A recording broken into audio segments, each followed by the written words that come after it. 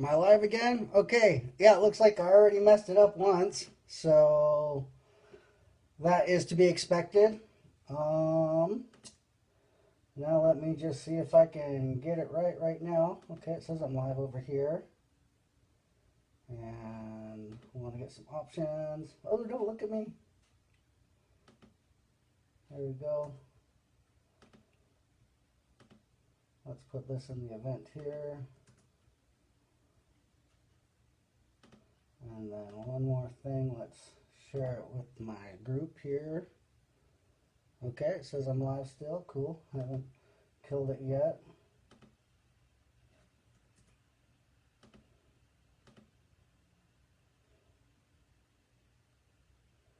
All right. Am I live? Is anyone there?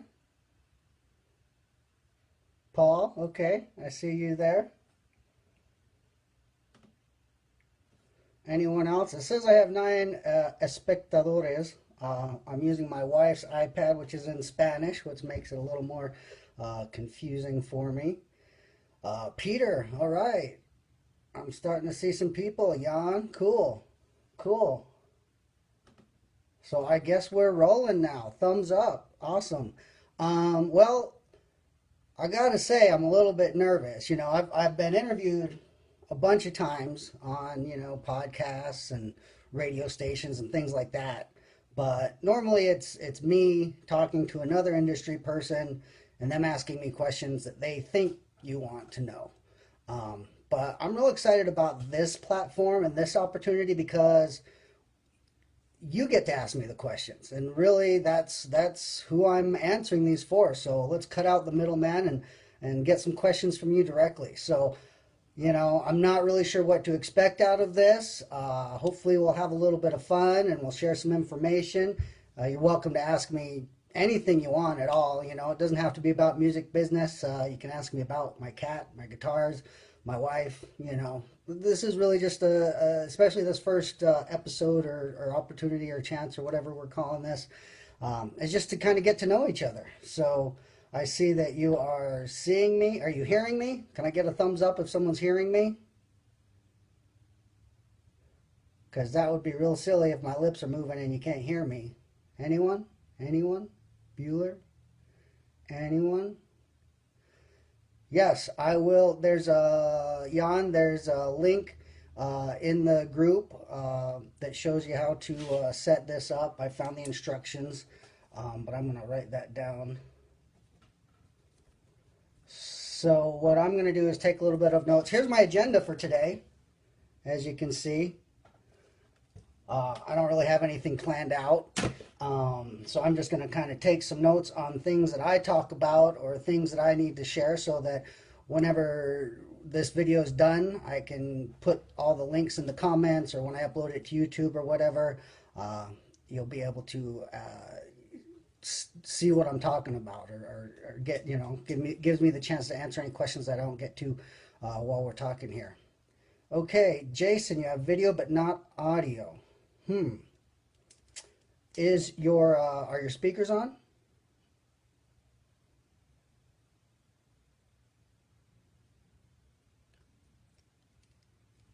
Okay, so can anyone else not hear me? Can anyone hear me? Can I get someone to confirm that you can actually hear me? No video, but you have audio. Okay, well, you can look at the video later. I'm not really all that pretty, and you know what I look like. So I didn't even have a chance to go to the hairdresser, so that's why I'm wearing a hat today. This fancy hat that my wife gave me. It came pre-worn out. She likes that style. Okay, cool. Cheryl, you hear me? Awesome. We got 15 people in here, 17 people in here already. So, wow. Pretty impressed with the turnout, especially since I really didn't give much notice. So I don't know. Let's get started. What do you guys want to talk about? Does anyone have any questions? Let me just look in the comments area here. Just feel free to ask a question. Anything you want to know, anything you want to talk about, and as soon as I see one, I'll start talking about it. Crowdfunding. Well, the key to crowdfunding is having an engaged audience. Here's the biggest mistake that I see with people trying to launch crowdfunding campaigns is that they they launch it without an audience. They put together all the preparations for the album, and then they expect people that they don't know to find them through the crowdfunding and then want to contribute to that. It just doesn't work that way. Uh, you have to start building and engaging an audience, I'd say a year before you attempt some sort of crowdfunding. And when it comes down to it, a lot of people will think that they need like 100 or two or like 1,000 people to give $10 each. But when you look at the real numbers of successful crowdfunding campaigns, most of the contributions come around the $100 range. So it's usually the successful campaigns are people that get 10 or 20 people to contribute $100 each. And those are the more impassioned fans. So the key to crowdfunding is to build your audience first. You have to have the fans first before you start the crowdfunding project. You can't do it the other way around. Cheryl, what is this all about? This is all about you. I am on here to just hang out with my peeps. I hang out with you on Facebook all the time, and I just figured this would be a cool chance to actually give you a chance to hear my voice. I wish I could hear your voices, but it's a start. It's a new tool that we're using here. Let's see what else is going on here. Can you talk about the pay-as-you-feel model and what you think about different pricing options? Pay-as-you-feel is something that it works. I've paid as I feel.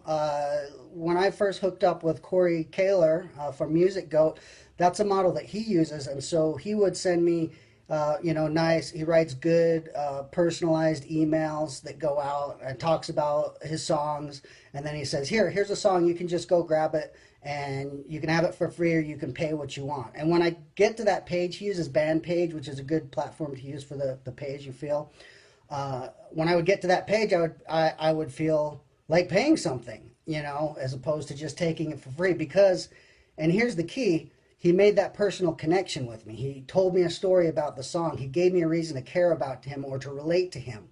So the key to getting people, just like with the crowdfunding, to opening up their wallets is building that personal one-on-one relationship. And there's some really simple things that you can do that a lot of musicians skip over just because, they're not aware of it really, because online is a whole new, it's a whole new platform. So people get it in their heads that they can follow the model that the bigger labels have followed for years and years, where just blast it out that it's available for sale and people will buy it. Well, people have to care about you first before they buy it. That actually that reminds me of a point that I was making to an email I was answering earlier, because they were asking me what's going to get people to spend money and what gets me to spend money. And I will tell you, I spend money on music every single month. Before anything, above anything else, I'm a music fan.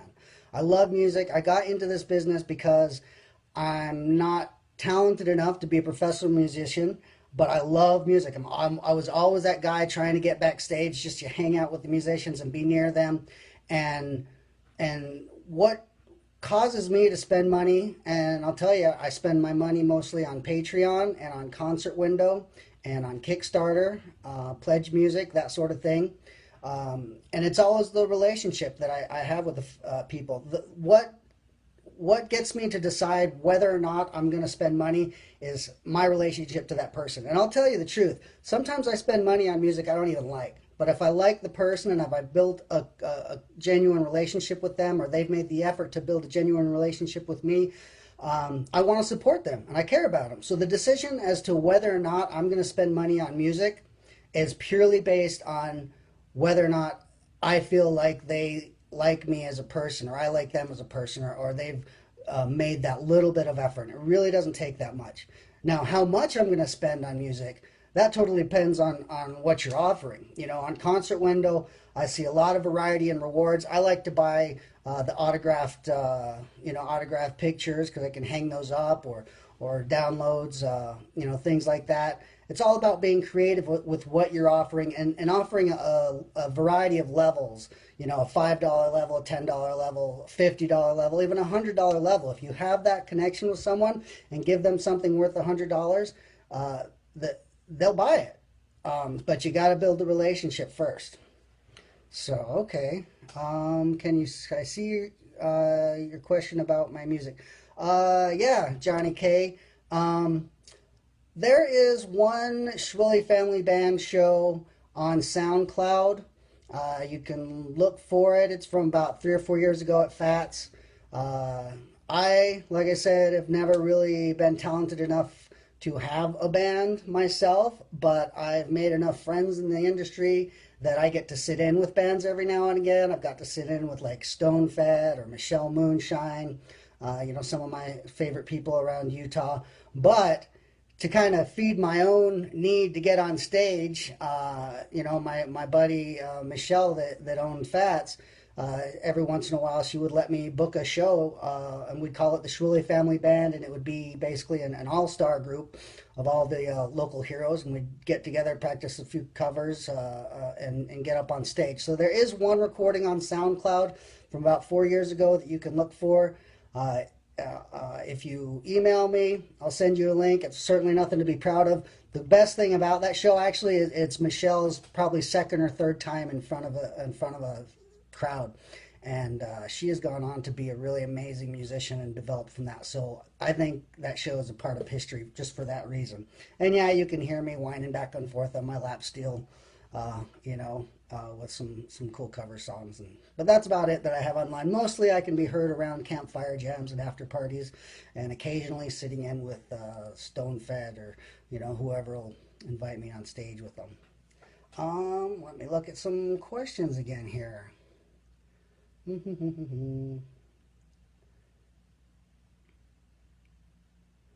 Okay, Peter, question about licensing. Yeah, a lot of legalities in that. And honestly, I'm not much of an expert. I will recommend, there's a guy, Andy Likens, Lykens. I'm pretty sure it's andylykens.com, but he wrote a book about that topic, and it explains everything from beginning to end of what you need, how to go about finding people, or building relationships with people. And a lot of people, what they'll have a tendency to want to do is go to like kind of clearinghouses or publishers or whatever, and make contracts with them who go and pitch their songs to TV and stuff. But what I learned from Andy is that it's a much better strategy to build direct relationships with music supervisors. So if you're actually friends with the guy that's deciding, what song's going to be in the commercial or the movie or whatever, then you can cut out the middleman altogether. And you do, of course, want to be careful about the contracts and things like that. I can't really advise you on that, but I would recommend checking out that Andy Likens book for a really good overview and clear explanation, because licensing can be so confusing because there's 3 different kinds of royalties to deal with, and I could throw a bunch of jargon at you that I don't even really understand, because it's been a while since I read the book. But I would say that's my favorite resource on that particular topic. Case studies of working with musicians and what you have accomplished. Okay, let me show you this.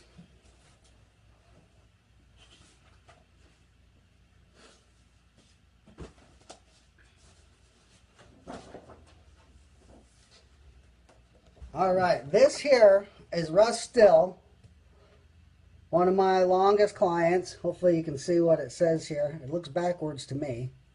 But what it says is, this would not have been possible without you. Thanks. In this award here, he won Georgia Country Band of the Year in 2015.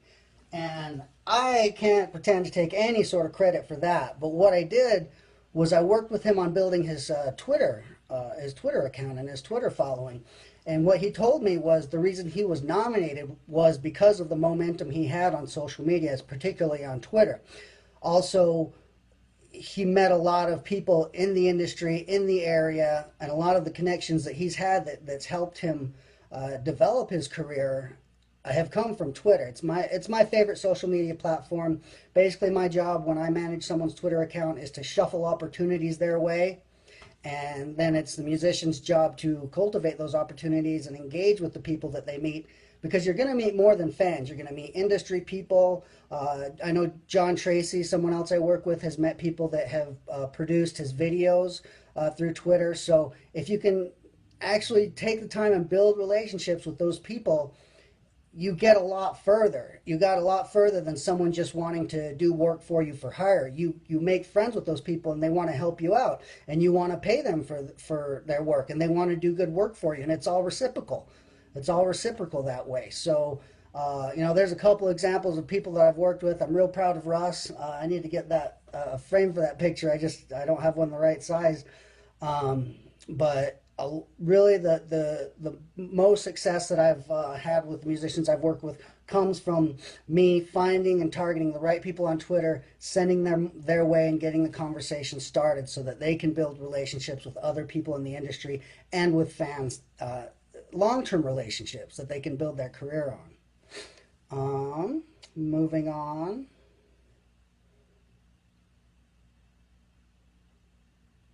Okay, Amy, good point. Okay, the automated responses on Twitter are 99% spammy.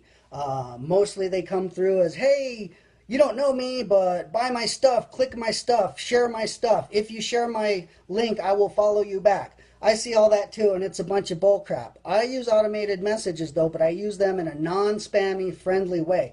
I don't send links in the automated message. The only reason to send an automated message on Twitter is to get the conversation started. So instead of using something like, hey, thanks for following me, you can buy my stuff here now, you say something like, nice to meet you. I'm Amy, singer-songwriter from Australia. What kind of music do you like to listen to? And leave it at that. That's what gets the conversation started. The people that respond to that, and there are people all over Twitter. I meet fans all over Twitter, and producers and managers that are on Twitter specifically looking for musicians, because I think the fans are kind of catching on to this strategy more so than the musicians, because they're still it's inundated with musicians that use it really spammily. But there's fans on there that I meet every day. They're like, I'm just on here to meet musicians. And the ones that send out an automated message that starts a conversation, makes it about the fan and not about themselves, they get the results that I'm talking about. So that's definitely a great point, Amy, because 99% of what you see on Twitter is spammy. But when you do it the right way, the results are exponential. That you get a lot out of it, and so that's why I really push people towards doing it that way. One moment here. Kip, what do you think of house concerts like Shannon Curtis advocates? I am behind her 100%. She's a member of our community. She might even be on this chat for all I know. Follow what she says. She is one of the best people at building relationships with her fans and connecting with her fans. If you go over to the Shirley Family Musicians blog, you'll even see that she's written some articles, and I've shared some of her stuff there.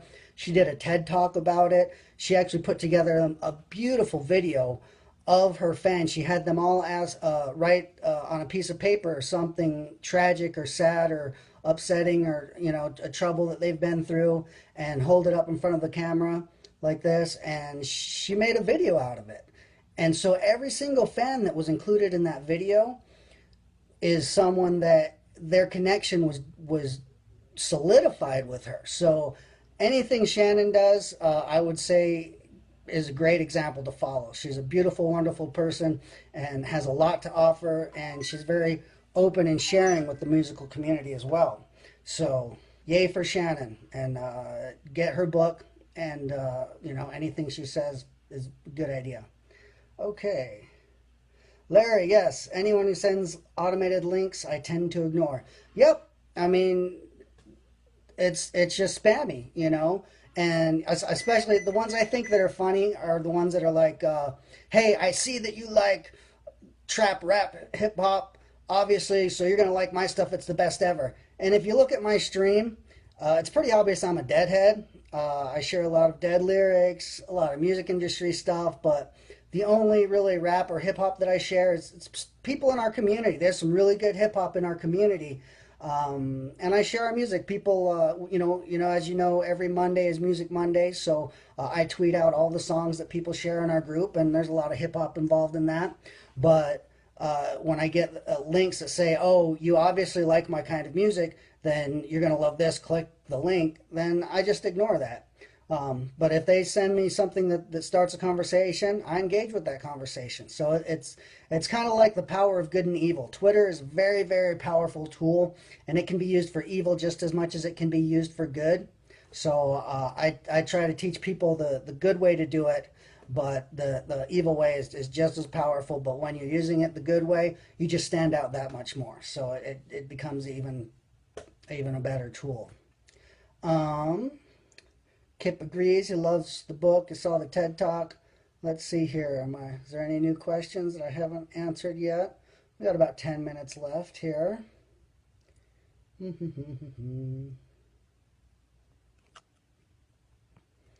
I can't see. Okay, how many folks here spend time on their websites? On what kind of results you get in your analytics? Okay, that's a good question. So feel free to answer that question in the comments. Larry's wondering how many folks here spend time on their websites and what kind of results you get in the analytics. I can tell you from the musicians that I work with, if you have a good squeeze page set up, you can get about 40% conversion on that. So 40% of the people you send to that will sign up. Now that's if you do a good job of starting a conversation and building a relationship before you send them to that. In normal marketing circles, 20% is actually considered pretty successful. But with the way I teach people to have a conversation, and here's another thing about sending the link. Once you've asked someone what kind of music they like, they'll usually respond to say something that either fits with what you do or doesn't. If it doesn't, you can let the conversation go there. If it does, you say, well, you might like my music then. I'd like to send you a link to download some free music. Would you like that? Instead of just jumping right to, oh, well, since you like that, you'll probably like mine. Here's a link. Try to go download it. If you just add that one more step of asking permission and saying, oh, well, since you like that, you might like mine. Would you like some of my music for free? And then when they say yes and you send them the link, that's gonna pretty much double your results right there. When I started asking permission before I sent links on Twitter, I went from getting 100 subscribers through Twitter per month to 200 pretty much instantly. So it's all about building real relationships, asking permission, and not shoving stuff in people's faces because they want it. There are people there that want your music. You just have to approach them and be polite about offering it to them and making it available to them. Okay. Too much time on the website. Yeah, website can be time consuming. I use WordPress. I build lots of websites for people. And it's really flexible. There are some pretty good solutions out there that are less time consuming, like Bandzoogle, because they have really good store integrations and things like that. So it really is important that you have your own website, and the most time goes into building it and getting it all together. But once you know how to operate it and use it, you can just update it once a month or so and add stuff here and there and kind of get used to it. But it's really important that you have that property because Facebook changes the rules, Twitter changes the rules. I deal with Twitter rule changes every few months that kind of give me a heart attack since that's almost the heart of my business. But Reverb Nation changes the rules. MySpace doesn't exist anymore. All of that stuff, all the social media stuff, as much, you want to make sure that you use it, but it's all got to lead back to your website because that's what you own and control. And ultimately, it's all got to lead to your email list because that's where you can build long-term relationships with your fans, over a longer period. So, website can be a pain. Of course, I'm always available for advice or hands-on help if you need it, but it's really important that you do have a real website of your own.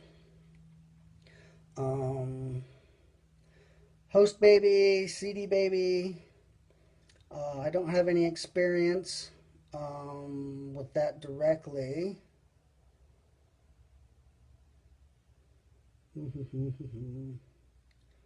Let's see if I can ferret out any questions. Whoops, I don't want to do that. Ferret out any questions. Okay, so what plugin for automating on Twitter? Okay, Amy, another great question. I use Social Oomph to automate my tweets on Twitter because it does not add that tag. A lot of people use, what is it? Oh, I can't think of the name, but it adds a tag on the end that says via whatever, and then their thing. I use Social Loop. It costs $6.44 a month. One of the best investments I've made in my business because it allows that tweet to feel like an organic tweet. And even though it's automated, I mean, that's what you have to do as a musicpreneur. You have to achieve a balance between automation and being organic and real. So it's all about figuring out what things you can automate and then what things you need to do organically. So automating that welcome tweet, sure, it's a spammy tactic if you use it with the links or if it Crowdfire, that's the one. Or if it goes through Crowdfire because people know that it's automated. But if it feels organic and then people respond to it, from that point on, the conversation is real and organic. So you want to be spending your time making music. So there are tools out there that will help you automate stuff, and you have to kind of get used to and get comfortable with the idea of automating some stuff so that you can spend your time engaging with fans in an organic way with the fans that you've identified, are going to be receptive to that. So I use Social Loop. It's the price of, a pack of cigarettes, a couple Starbucks, whatever's in your couch cushion.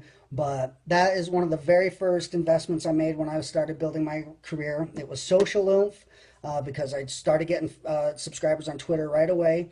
Aweber to, manage my subscribers and send out emails, and then HostGator, hosting for my WordPress website. So those are the three things that I started with when I was homeless, living in my van, and knew I needed to build a business and start building long-term relationships with my fans. Those are the three things that got me off the ground. So, okay, let's see what else we got here. We only got about 3 more minutes left here. Social Oomph, Kelly, SOCIALOOMPH. So feel free to, when this video is over, I'll go through and try to type in answers to all these questions that I missed. And feel free to email, of course, Carlos@SchwillyFamilyMusicians.com. It looks like we got pretty good engagement here, so I'll probably be doing this on the regular. Let's see, Justin, quick question. How often would you send auto emails to your list? One is too many, and after how many good... Okay, Justin, great question. You need to take advantage of the attention that you have when you have it. So when they first sign up for your list, with my clients, with my list, I have 5 emails that go out 5 consecutive days, and they each lead from one to the next in an ongoing narrative that keeps their attention. And at the end, there's an offer for a limited time offer. For me, it's my Twitter class. For you, it should be maybe a free plus shipping on your album or something like that. This serves a couple purposes. It's going to deepen the relationship with your fans while you have their attention. It's going to convince the fans that are going to be annoyed by hearing from you to go ahead and unsubscribe. Unsubscribes are a good thing. That's list hygiene. Those are people that were not going to support your career anyway, so you want to get them off. And making that offer, you'll make a little bit of money from that, but more importantly, it's going to convince people that are not going to support you to go ahead and unsubscribe. And if you do something like a free plus shipping offer on your CD, it gets your physical CD into people's hands. So, and I could go on about further, how to go on after that. I would say just real quickly, once a month is how you should start. Just make sure you send a newsletter once a month so that you have their attention. We're about to run out of time here, so I'm going to have to stop there, but that'll be a great thing to talk about in the next time we do this, so probably next week sometime. But again, feel free to email me questions, Carlos@SchwillyFamilyMusicians.com. Ask questions in our Facebook group. If you're not subscribed and somehow watching this, go subscribe at SchwillyFamilyMusicians.com and send me a friend request on Facebook because you're my community, and it's all about the connections I build with you. And all I'm doing is exactly what I would recommend that you do with your fans, is build real relationships and connections with them. So it looks like they're about to cut me off here. So I'll talk to you all real soon. Thanks for participating. Keep it chilly, y'all.